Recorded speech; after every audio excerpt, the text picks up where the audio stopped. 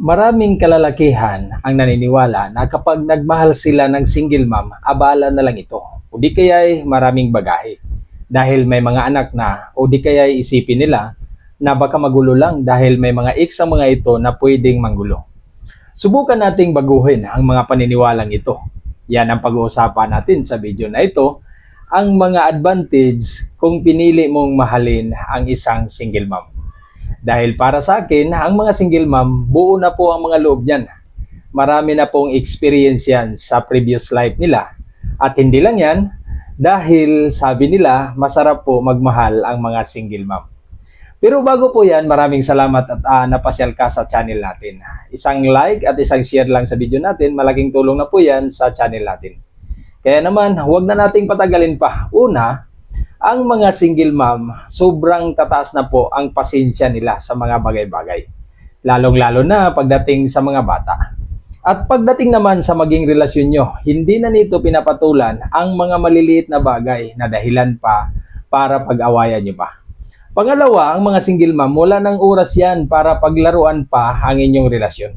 Kaya ang madalas na hinahanap ng mga single mom ay ang mga long-term relation, hindi yung panandalian lang. Dahil kinoconsider nila na kung magdadala sila ng isang relasyon sa harapan ng anak nila, gusto nila yung seryosong relasyon. Isang lalaki na mapagkatiwalaan at kayang magbigay ng respeto sa kanya at sa mga anak niya. At ang pangatlo, kung single mom ang pipiliin mo, ibig sabihin nagmahal ka ng isang independent at super strong na babae. Bakit?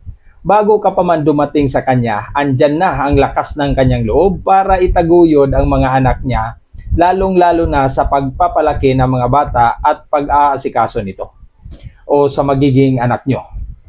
Pangapat, isa ito sa pinakamahalaga sa isang babae.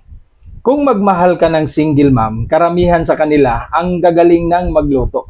Uy, kaway-kaway naman dyan sa mga single mom. Ibig sabihin, mapaglutuan ka na niya. Mas makakatipid na kayo dahil minsan kapag may mga mahalagang okasyon, gustong-gusto ng mga ito na sila lang ang magluluto para sa selebrasyon nyo.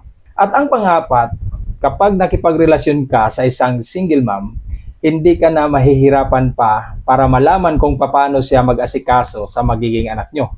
Dahil may informasyon ka na makikita mo aktual sa kanya kung paano niya inaasikaso ang mga anak niya.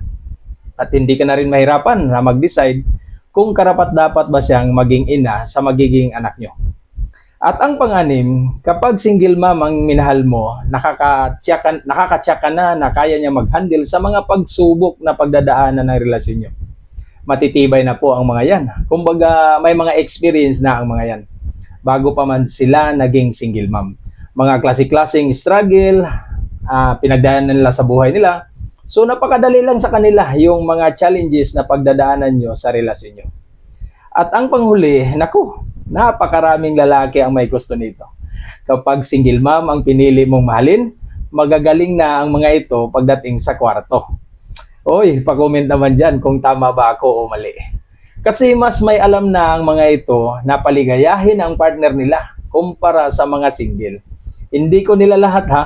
Kasi ang mga ito ay may mga karanasan na sa mga previous relationship nila na pwede nilang gamitin sa mga bagong karelasyon nila.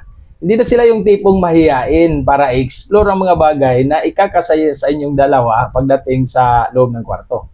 Ulitin ko lang, hindi ko nila lahat, okay? Sana may natutunan kayo sa mga topic na ito. Salamat!